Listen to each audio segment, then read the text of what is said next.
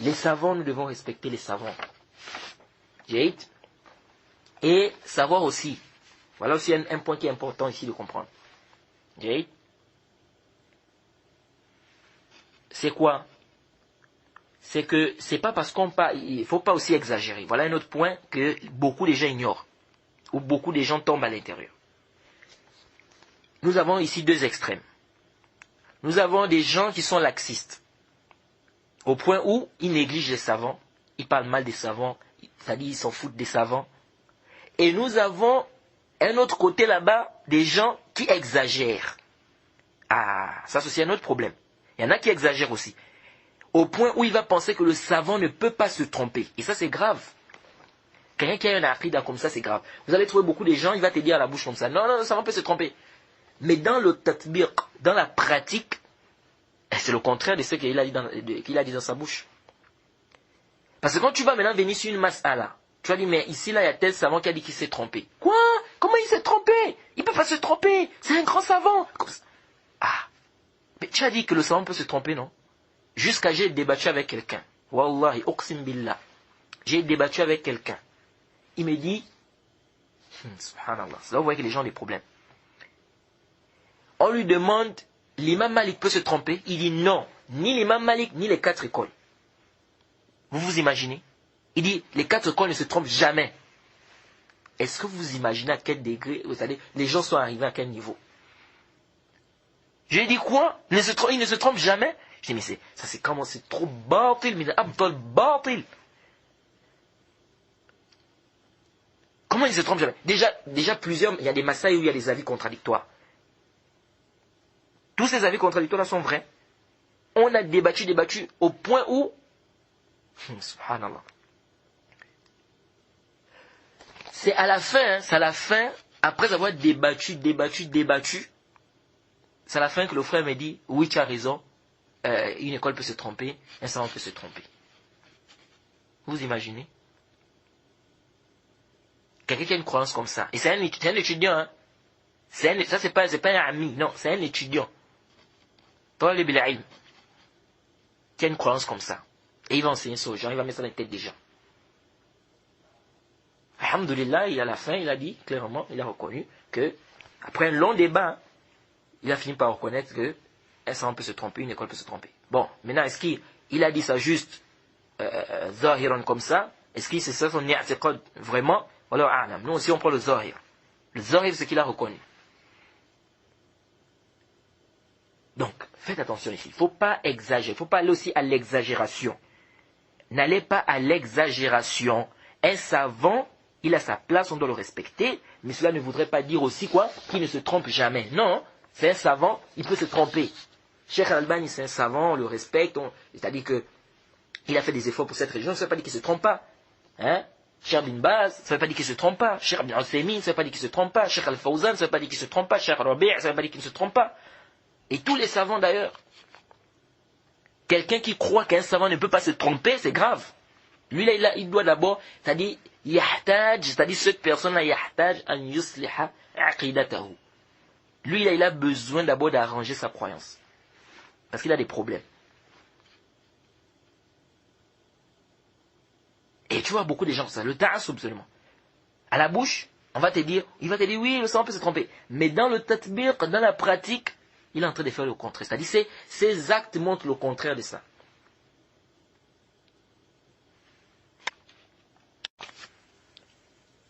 Et ceux-là qui ont exagéré là, parce que fi'lan, vous allez trouver des gens comme ça qui exagèrent vraiment, concernant les savants, au point où, pour lui, il a atteint un degré où pour lui, il n'arrive pas, pour lui en fait, il n'arrive pas à imaginer qu'un savant se trompe.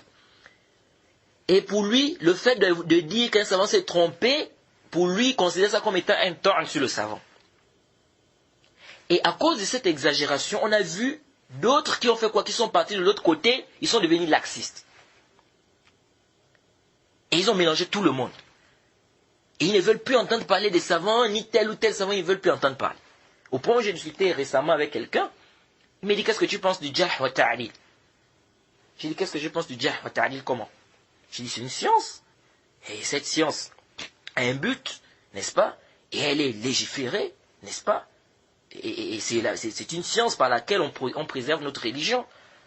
Après, il me dit, quand je dis, qu'est-ce que tu penses, c'est-à-dire, avec tout ce qui se passe aujourd'hui, hein, des gens qui font sortir les autres de la salafie à n'importe comment, de ceci ou cela, j'ai dit, j'ai dit, il ne faut pas mélanger les choses ici. J'ai dit, le jarh wa ta'dil en tant que science, c'est une science, c'est normal, n'est-ce pas? C'est une science qui est légiférée. Pourquoi? Pour préserver ce din. J'ai dit, maintenant, il y en a qui font usage du jarh wa ta'dil, n'est-ce pas? Dans le mauvais sens. Comme il y en a qui font usage de ça dans le bon sens. Mais il ne faut pas prendre le cas de ceux qui font usage de ça dans le mauvais sens pour maintenant rejeter complètement le jarh wa ta'dil. Là, il y a un problème. Après, il me dit, non, mais j'ai vu une vidéo même du Cheikh Al-Fawzan, où il disait que jarh wa ta'dil, c'est pour les rapporteurs des hadiths. Aujourd'hui, il n'y a plus de jarh wa ta'dil. J'ai dit, non. J'ai dit, le Cheikh, on le respecte, c'est un grand savant. Le Cheikh Al-Fawzan, c'est un grand savant. Mais, on n'est pas de cet avis. Et il y a d'autres savants qui ne sont pas aussi de cet avis que le Cheikh Fawzan. Et c'est pas correct de dire ça, que jarh wa ta'dil c'est fini. Parce que si on dit comment on va dire jarh wa ta'dil c'est fini? Si on dit jarh wa ta'dil c'est fini, on ne veut pas jarh wa ta'dil. C'est-à-dire, ce qui est connu par rapport aux rapporteurs, de dire par exemple que tel est munkar al-hadith, da'if al-hadith, là oui, on peut dire que c'est fini. Mais si on ne veut pas jarh wa ta'dil, c'est-à-dire le fait de refuter les innovateurs, refuter les innovations, hein, faire la critique, faire l'éloge, on veut par là que ça c'est fini. Ça c'est clair que c'est pas fini. Et dire que c'est fini, et dire que ça là c'est fini, c'est bon pris. Et après, je lui ai dit que ce débat là même c'est un vieux débat, parce que c'est pas aujourd'hui. On a vu beaucoup de gens qui sont venus avec ça. Et le plus souvent c'est quoi en fait? Ils ont vu des gens qui ont exagéré dans ce bab de jarh wa ta'dil. Vous allez voir des gens même qui ne connaissent rien de jarh wa ta'dil, rien du tout. Il n'a jamais appris ça. Mais tu le vois, il est le premier à vouloir dire jarh wa ta'dil, jarh wa ta'dil. Après, il vient avec une petite qaïda qu'il a écoutée. Il ne comprend même pas. Même les dawab des faits que les savants apportent dans les kutub, rien. Il n'a jamais lu, il ne sait pas. Il vient, il commence à appliquer. Et il fait le roulou dans ça. Il commence à exagérer, faire le désordre. Alors, certains ont vu ça, ils ont dit, oh, donc c'est ça, jarh wa ta'dil. Ah, donc nous on rejette totalement jarh wa ta'dil. Et eux aussi ils ont fait l'erreur. Ils ont fait l'erreur. Parce que c'est pas sur ceux-là que toi tu vas calquer, ou c'est pas sur ceux-là que tu vas baser cette science qui est jarh wa ta'dil. Parce que là c'est maintenant se comporter comme comment on appelle ça? Aujourd'hui vous allez voir beaucoup de gens qui ont ce genre de comportement-là. Qu'est-ce qu'ils font? C'est-à-dire il va voir 2-3 personnes qui pratiquent une chose, c'est fini, généralisent. Et ça c'est dangereux. Je dis ça c'est un vieux débat. J'ai dit, nous, on a beaucoup débattu ça, même en faculté, avec certains professeurs et tout. On a beaucoup débattu cette question-là. Et moi, comme j'ai dit souvent aux gens, je leur dis, dites-moi un peu, quand vous dites jarh wa ta'dil, c'est terminé, c'est-à-dire, il n'y a plus de jarh wa ta'dil aujourd'hui. Je leur dis, ok, laissons jarh wa ta'dil. Vous êtes d'accord avec nous que nous devons réfuter les innovateurs, que nous devons réfuter, n'est-ce pas, les bid'a, les innovateurs, on doit faire le rad. Si quelqu'un fait des erreurs, on doit le réfuter. Vous êtes d'accord avec ça? Ils me disent quoi? La plupart des gens avec qui j'avais posé cette question, ils me disent je suis d'accord.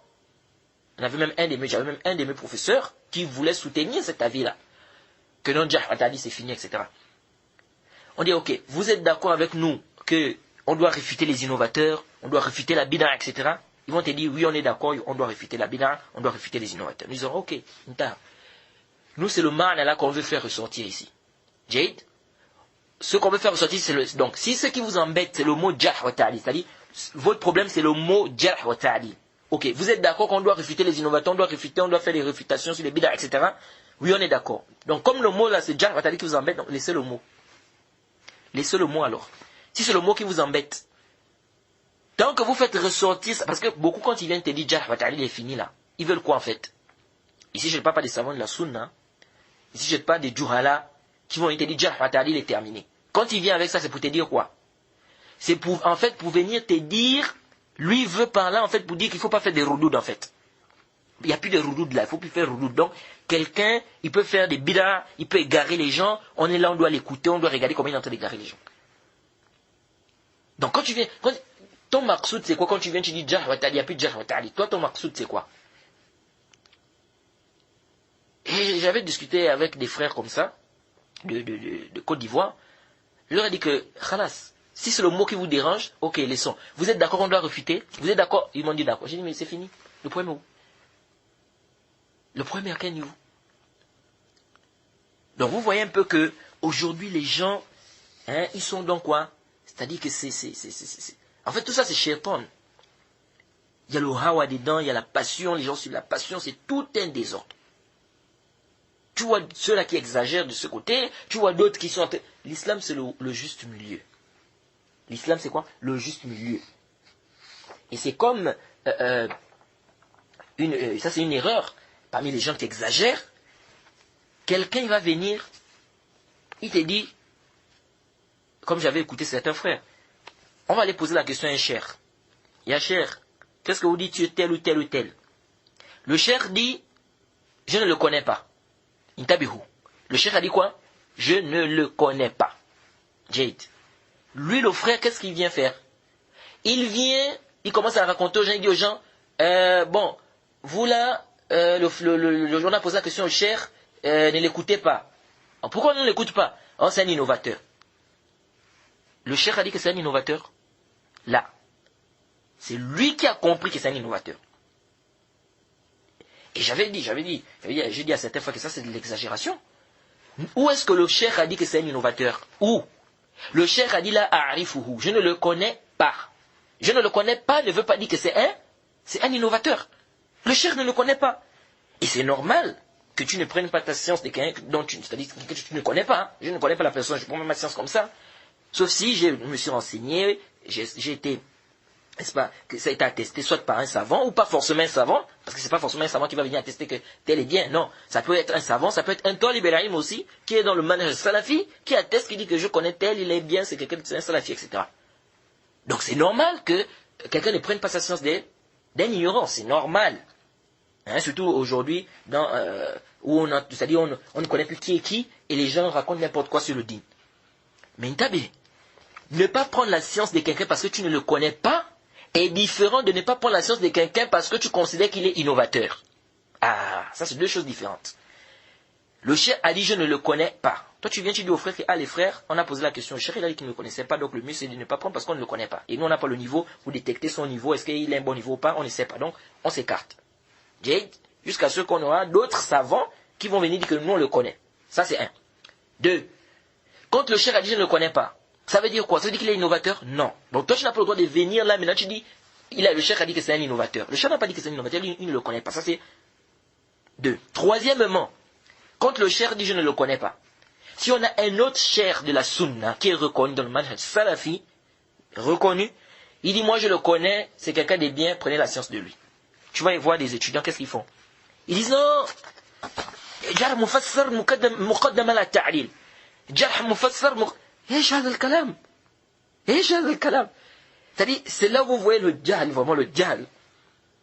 Le cheikh là-bas, il t'a dit, je ne le connais, point. Jade?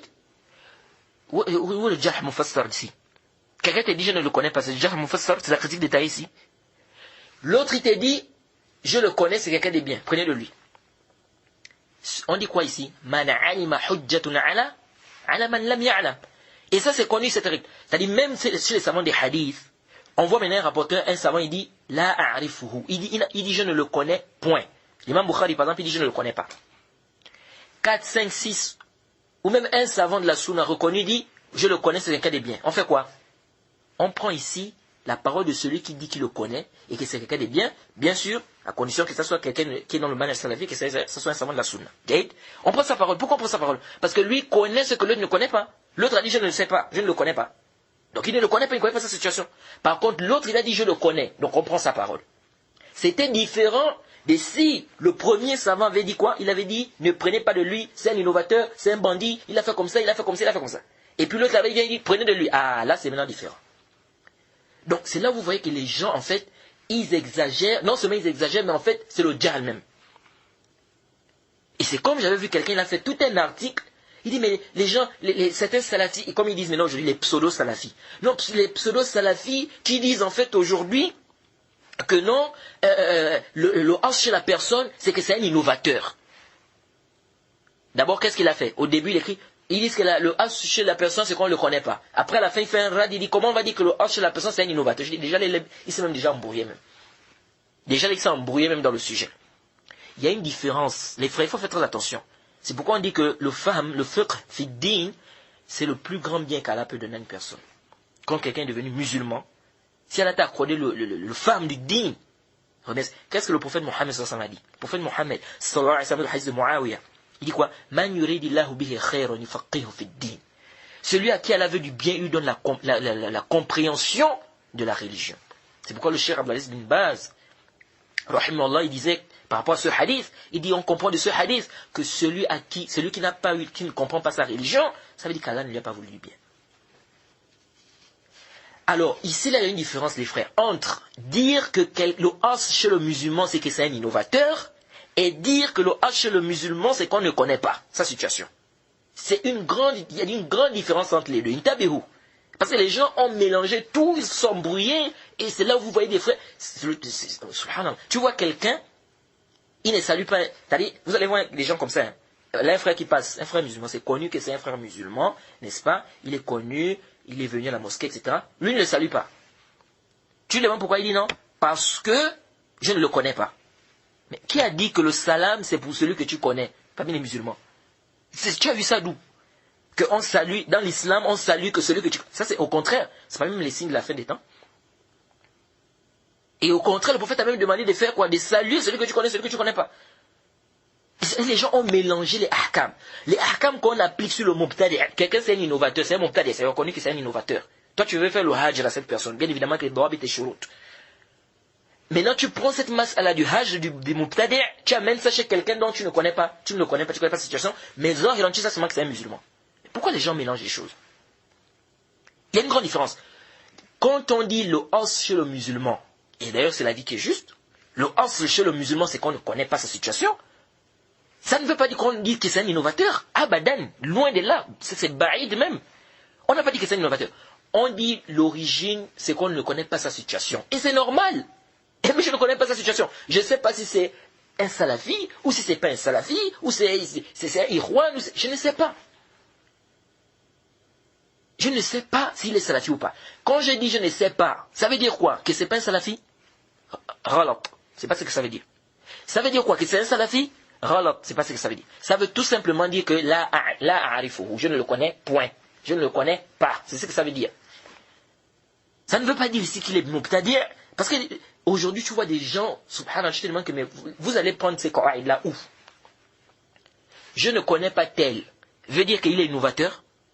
Moi je te dis, moi je ne le connais pas. Je ne le connais pas ne veut pas dire que c'est un innovateur, je ne le connais pas. Et ça ne veut pas aussi dire que c'est un salafi.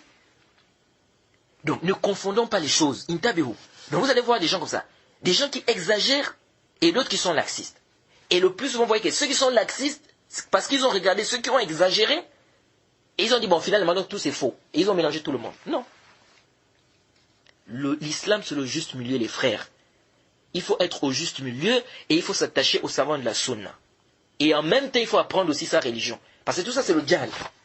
Ça, c'est le nata'ij de quoi? Du djihad. C'est l'ignorance qui amène toutes ces choses-là. Donc, donc excusez-moi vraiment d'être entré dans ça parce que je suis... C'est-à-dire que quand je vois il y a des choses, quand j'écoute ça, ça mais j'ai mal au cœur. Non, mais qu'est-ce qui se passe? Et regardez aujourd'hui, beaucoup des innovateurs se permettent, c'est-à-dire eux maintenant ils jugent la salafia par rapport à certains frères ignorants qui exagèrent dans le djihad et qui se réclament de la salafie, c'est-à-dire qui te disent je suis salafi. C'est ça. Et eux maintenant ils regardent ça, ils disent ah donc les salafis c'est ça. Et ils mélangent tout le monde et pour eux maintenant le salafi c'est ça. Ça se résume à ça. Non. Donc il ne faut pas être laxiste et il ne faut pas qu'on exagère.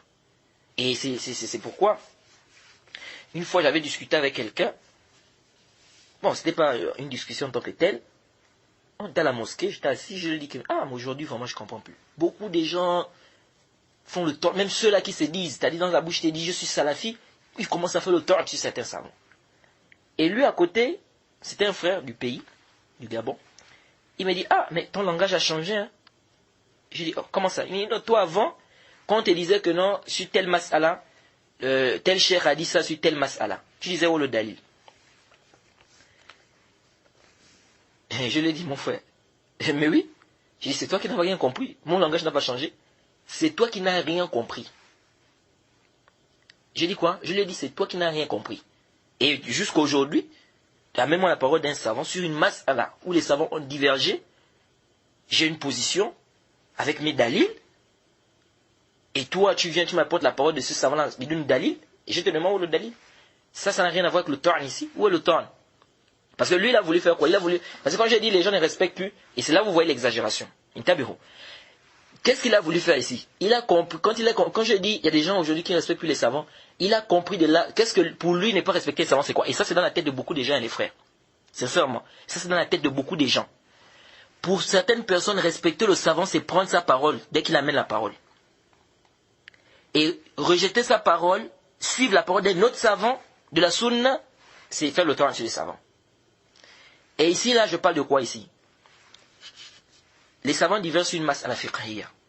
Jade. D'autres disent on met les mains au niveau de la poitrine, après le recours. D'autres disent on ne met pas les mains. Bon, toi, tu as pris un avis. Moi aussi, j'ai pris un avis. Maintenant, toi, tu viens, tu me dis, le cheikh tel a dit qu'il faut mettre les mains. Remettre les mains sur la poitrine. Moi, je te dis, où est le dalil de ça? Donc, le frère, il comprend de là où est le dalil de ça. Oh, tu demandes le dalil. Donc tu veux dire quoi? Que le cheikh s'est égaré? Le cheikh n'a pas compris la mas'ala? Qui t'a précédé même dans ça? C'est-à-dire, toi qui t'as précédé dans cette femme-là, qui t'a précédé que demander le dalil, ça veut dire quoi? Ça veut dire qu'on parle mal du sang, on fait le tort. Qui t'a précédé en fait dans ça? Parmi les salafs.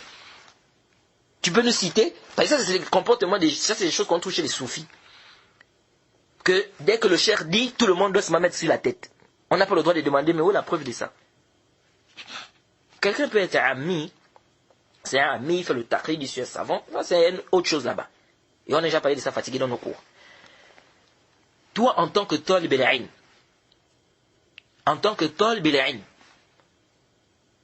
tu dois suivre les dalils, tu dois suivre les preuves. Bon, maintenant, si tu as décidé dans ta vie de suivre ou d'être muqallid, ça c'est en toi et ton Seigneur. Ça c'est en toi et ton Seigneur. Mais ici là, en tant que talib al-ilm, tu dois prendre. Tu ne peux pas me dire que j'ai un dalil clair, j'ai la position d'un savant reconnu la sunna, salafi, avec le dalil clair, et puis toi, tu viens avec la parole d'un autre savant, tu ne m'apportes pas un dalil, et tu veux que je laisse la parole du savant que je suis, où il y a le dalil, pour suivre la parole du savant que tu m'apportes sans dalil. Mais ça ne va pas. Et ici, là, il ne faut pas confondre ici. Parce qu'il y en a aussi qui ont confondu les masaïd ici. Ça, c'est une masala où il y a un khilaf, fiqhi, il y a des dalils, chacun il a ses dalils, etc. Il faut pas mélanger ça avec la masala de quoi? Voilà maintenant un savant qui a fait le jah. Un savant, il a fait quoi? Le rad à quelqu'un, parce qu'il a fait des erreurs, on lui a fait le nasiha, etc. Il a refusé. Ou bien il n'est pas revenu sur sa position, le cheikh a dit, ne prenez pas de lui, je vous m'engage contre lui. Pourquoi? Parce qu'il a fait ça, il a dit ça, il a dit ça, il a dit ça, et jusqu'alors il ne revient pas sur ses paroles. Après vous voyez d'autres, on est parti demander à tel, il a dit qu'on peut prendre de lui. Il te dit, bon c'est moi je prends ça, c'est mon avis. Hein. Non, là c'est pas la même chose. Là c'est pas la même chose. Là c'est différent les frères. Pourquoi là c'est différent? Parce qu'ici, nous avons des qawaïd. Et ces qawaïd-là, nous devons les appliquer. Ici, là, celui qui a dit, prenez. Et je crois que ça, j'ai déjà expliqué ça dans des cours sur lorsque j'ai parlé de l'importance de la mise en garde. Celui qui a dit que prenez de lui. Pourquoi il dit prenez de lui? Parce qu'il ne connaît en lui, il ne connaît pas en lui quoi? Des mauvaises choses. Celui qui a dit ne prenez pas de lui, il a découvert en lui des choses que l'autre n'a pas découvert. Alors, qu'est-ce qu'on fait ici?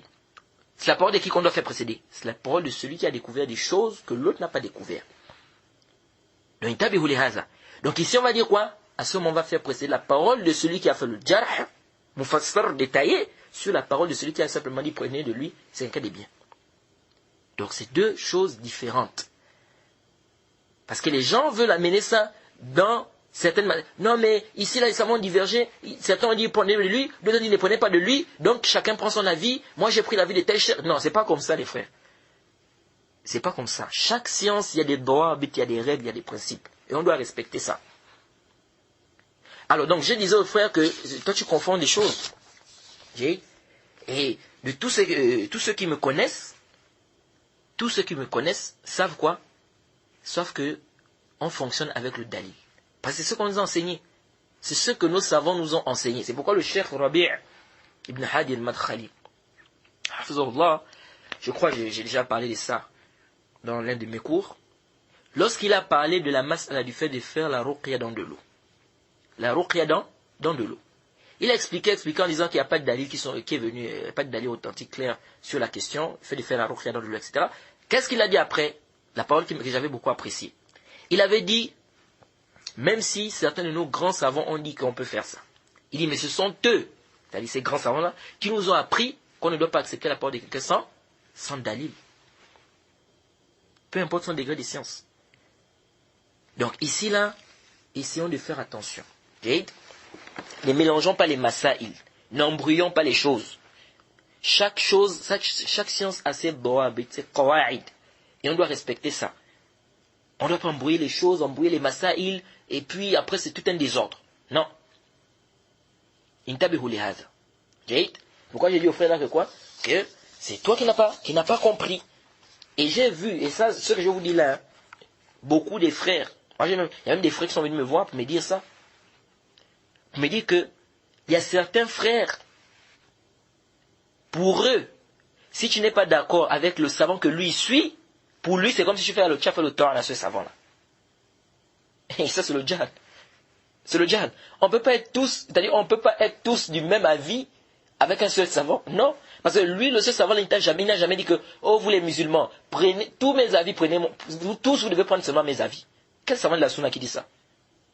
C'est toujours les djouhalas qui viennent avec des choses comme ça. Quel savant de la sunna vous allez trouver à vous dire que non, tous les avis que je vous donne, c'est ce qui est bien, prenez ça. Quel savant? Comme l'imam Malik a dit, toute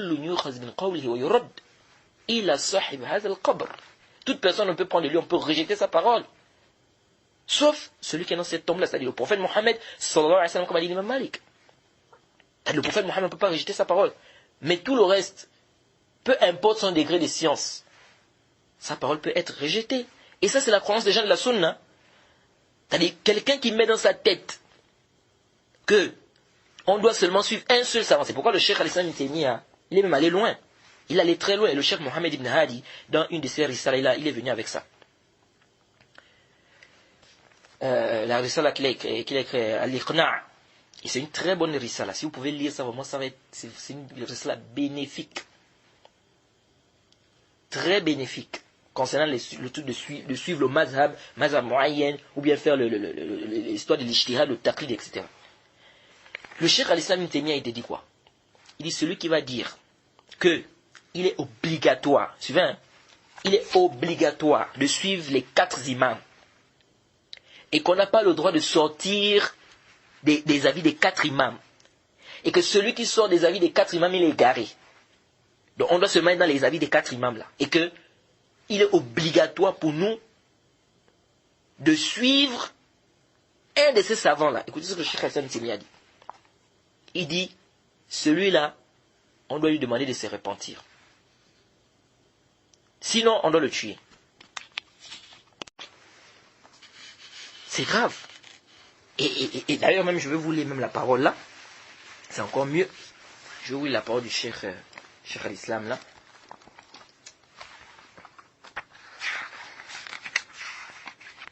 Ça, c'est le livre du Cheikh Mohammed ibn Ali. Al-Iqna' بما جاء عن أئمة الدعوة في الأقوال في الاتباع.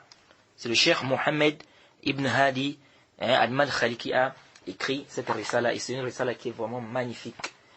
Alors, il dit ici, ça c'est le Cheikh Mohammed qui est venu, qui a fait ce naqla de Cheikh al-Islam ibn Taymiyyah à la page 49 du livre, de la risala. À la page combien? 49. Mas'alatul Oula. هل يجب على الناس تقليد شخص معين سواء كان من أئمة الأربع أو غيرهم. Ça lui dit, est-ce qu'il est obligatoire aux gens de faire le taqlid? Le taqlid, c'est-à-dire de suivre quelqu'un sans dalil. De suivre quelqu'un, c'est-à-dire de faire le taqlid de quelqu'un de manière spécifique. Que ce soit les 4 imams ou autres. Ensuite, le cheikh dit, awalan, yaqul cheikh al-Islam ibn Taymiyyah, rahimahullah. Parce que le cheikh Mohammed qui dit que le cheikh al-Islam ibn Taymiyyah a dit. Écoutez maintenant. Il dit, إنه متى اعتقد أنه يجب على الناس اتباع واحد بعينه من هؤلاء أئمة الأربعة دون الآخر فإنه يجب أن يستتاب فإن تاب وإلا قتل. الله أكبر. Est-ce que vous voyez ça? Le cheikh al-Islam ibn Taymiyyah dit ceci. Il dit, au moment où il va croire qu'il est obligatoire aux gens de suivre une personne de manière spécifique parmi les 4 imams en dehors des autres, écoutez, hein, il dit, au moment où la personne va croire qu'il est obligatoire, c'est pourquoi quand je vois les gens aujourd'hui parler mazhab, mais qui a interdit de suivre un mazhab? On n'a pas interdit de suivre un mazhab. Mais de là à obliger un mazhab précis aux gens, obligé, wajib, c'est-à-dire s'il ne fait pas ça, il est asim, c'est là l'ishkal. Le cheikh Hassan Taymiyyah dit ceci. Quand il va croire, le moment où il va croire qu'il est obligatoire aux gens de suivre une personne de manière spécifique parmi les 4 imams en dehors des autres, il dit, il est obligatoire qu'on lui demande de faire le tawbah. Il doit faire le tawbah. Il dit sinon, c'est-à-dire au cas échéant, on le tue. C'est-à-dire s'il ne se repent pas, on le tue. Ça, c'est le cheikh Hassan ibn Taymiyyah qui dit ça ici. Le cheikh Mohammed a ramené ça ici, dans son livre Al-Iqna', ici à la page 49. Donc, pour revenir, pour dire ceci, qu'il faut faire très attention. Il faut faire très attention avec quoi? Avec le ta'assub, le fanatisme. Hein? Comme tel savant a dit, c'est fini, c'est ce qui est vrai et le reste c'est faux. Et celui qui vient contredire ça, il est en train de faire le temps. Ça, c'est qui t'a procédé dans ce manhaj-là? Donc, il faut mettre les choses à leur place. Parfois, je vois des gens faire des débats inutiles. Parfois, j'ai dit ça, c'est des débats inutiles. Non, suivez mazhab. Non, c'est obligatoire. Non, comme ça. Non, il va suivre tel. Il ne doit pas suivre tel. C'est des débats inutiles. Ils vont passer du temps à faire des débats comme ça, des heures. Tu lui poses une question dans le tawhid, il est nul, il ne connaît pas. Une question dans les ablutions, nul, il ne connaît pas. La prière, il ne connaît pas. Mais il est en train de faire des débats sur des questions qui le dépassent. En mazhab comme ça, en mazhab non, suivre tel mazhab. C'est des débats inutiles, parfois. Ma fi faïda. Parce que c'est des débats, les gens tournent autour du machin. Ils tournent seulement autour du pot. Donc, les frères, il faut faire très attention. Il faut remettre les choses à leur place. Il faut respecter les savants. Et de la même manière aussi, il ne faut pas exagérer au point de les mettre au-dessus du prophète. C'est-à-dire quoi? C'est-à-dire qu'on fait maintenant précéder sa parole sur la parole du prophète. Là, ça devient autre chose. Ou bien que cette personne-là, tout ce qu'il dit, ce savant-là, tout ce qu'il dit, c'est ce qui est vrai, et ce que les autres disent, c'est pas bien. Là, il faut savoir que tu as déjà un problème dans ta croyance. Et aucun savant de la sunna ne va enseigner ça. Vous n'avez pas trouvé un savant de la sunna qui va vous enseigner que, bon, là où vous voyez là, tout ce que je vous dis, c'est ce qui est vrai, prenez ça, et tout ce que les autres vous disent là, c'est du n'importe quoi. Tout ce que les autres savants disent, n'écoutez pas ça. Aucun savant ne va dire ça. Mais tu vas trouver des gens, des juhala, qui viennent avec ce genre de comportement-là. Ils te disent pas ça à la bouche, mais dans le comportement, c'est ce qu'il veut afficher. Donc, il faut faire la différence. Alors, on revient sur notre mas'ala. Comme je disais, vous allez m'excuser d'avoir un peu tiré sur cette question-là, parce que aujourd'hui on remarque que les gens exagèrent, les gens abusent et les gens embrouillent, ils mélangent tout et ça devient compliqué. On doit revenir vers les gens de science. Revenons vers les gens de science. Apprenons notre religion. Demandons à Dieu la sincérité et la compréhension de la religion. Parce que quand on commence déjà à suivre les falsafats, les passions, ça devient compliqué. Jade. Et quiconque fait scission d'avec le messager, après que le droit chemin lui est apparu, et suit un sentier autre que celui des croyants, alors nous le laisserons comme il s'est détourné, et le brûleront dans l'enfer. Et quelle mauvaise destination!